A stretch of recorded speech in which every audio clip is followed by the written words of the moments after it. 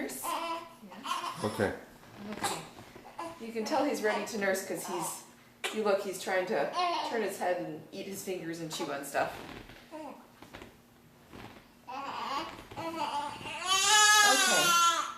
Okay.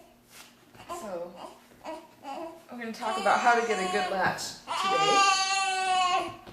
I'm holding him in the cross cradle position so I can position his head better. And if you look, you tickle the upper lip until he opens his mouth wide. And you always have to get their hands out of the way. Okay, open it.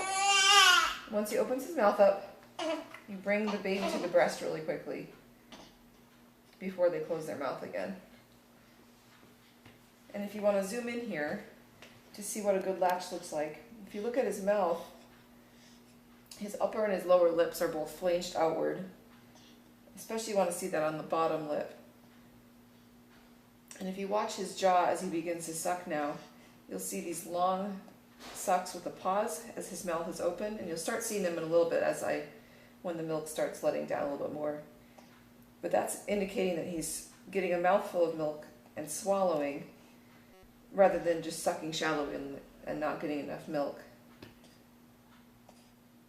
So if you watch the jaw, again, it's opening really wide and it has a little pause at the end before he swallows. And that's all really good indications that he has a good latch and he's getting a lot of milk. And if you also look too, it's kind of hard to see with the lighting, but when a baby latches on, they should take in very little of the areola or areola with their upper part of their mouth, but the lower part of their mouth should take in quite a bit of the areola. And it's called an asymmetrical latch when they do that. In other words, they're not latching on right centered on the breast and on the nipple, but they're latching on a lot more towards the underside of the breast in relation to their mouth.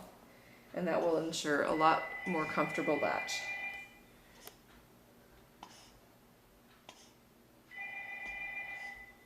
And if you listen, you can hear the pauses and then the swallows as he's gulping down the milk.